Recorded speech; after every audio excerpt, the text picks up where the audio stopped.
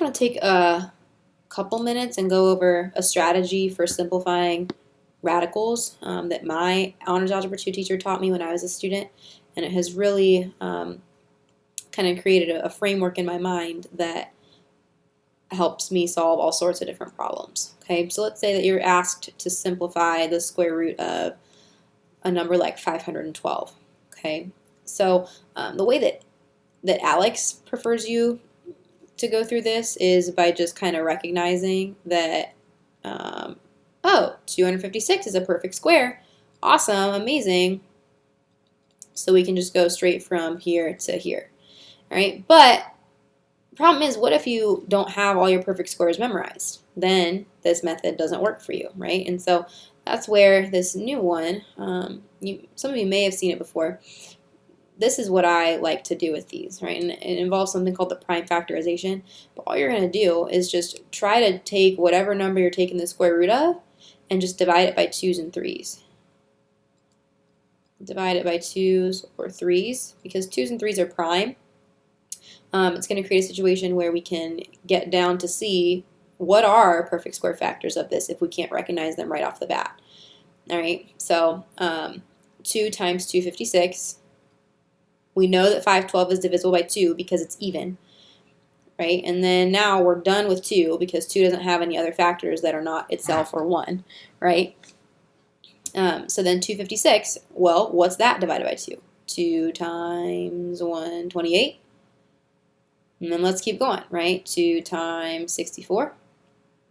2 times 32. 2 times 16. And now we can see, oh, 16. I know that 16 is 4 squared, right? So 16 is a perfect square. So what we're going to do with that, piece of information, I'm going to rewrite my 16 real quick. Because we're taking the square root, we're going to start matching our outer numbers in pairs, right?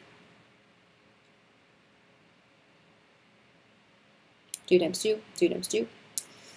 And then this 2 doesn't have a buddy, so I'm going to put a square around it. And then this 16 also doesn't have a buddy, so I'm going to put a square around it. And what's going to happen is each of these pairs of 2's are going to come out front once. Come out front from the radical. So these 2's come out as a 1, 1, 2. These 2's come out as 1, 2. And then inside my radical are whatever is left in my boxes, 2 times 16.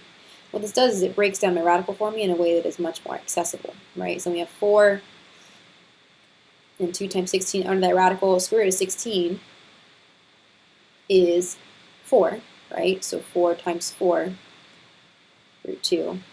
And we end up with 16, root 2 as well. So I like the strategy because it's a framework, right? It doesn't require you to memorize your perfect squares. So let's try another one, right? Let's try, think about this. Let's try maybe the square root of, I'm doing a little bit of thinking on the spot right here. Think about the square root of 243. Let's try that, okay? So let's take 243. Well, it's not divisible by 2 because it's not even, right? Let's see, is it divisible by 3? Yes. Okay, we can take 3 times 81. And let's say you don't recognize that 81 is a perfect square. Let's keep going, right? Well, what are some factors of 81? We could take 3 times 27. Well, what about 27? We could take 3 times 9. What about 9? We could take 3 times 3. Okay, so let's match up some pairs.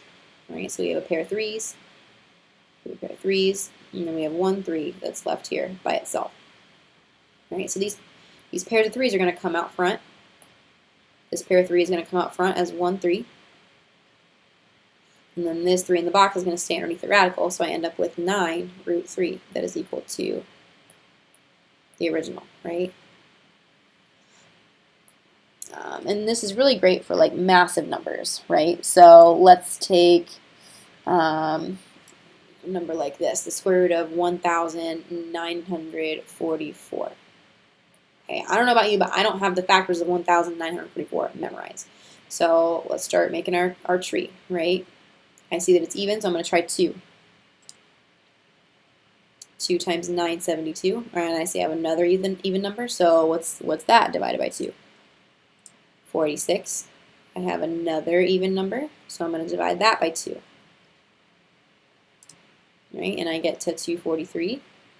243 is not even, but I can take 3 times 81, and then now I see, oh, 81 is a perfect square, and it's going to be 9 times 9, right? So let's match up some pairs. I have a couple of 2s, I have a couple of 9s, and then I have a 2 that doesn't have a buddy, and I have a 3 that doesn't have a buddy. So this 2, that pair of 2s, is going to come out front as 1, 2.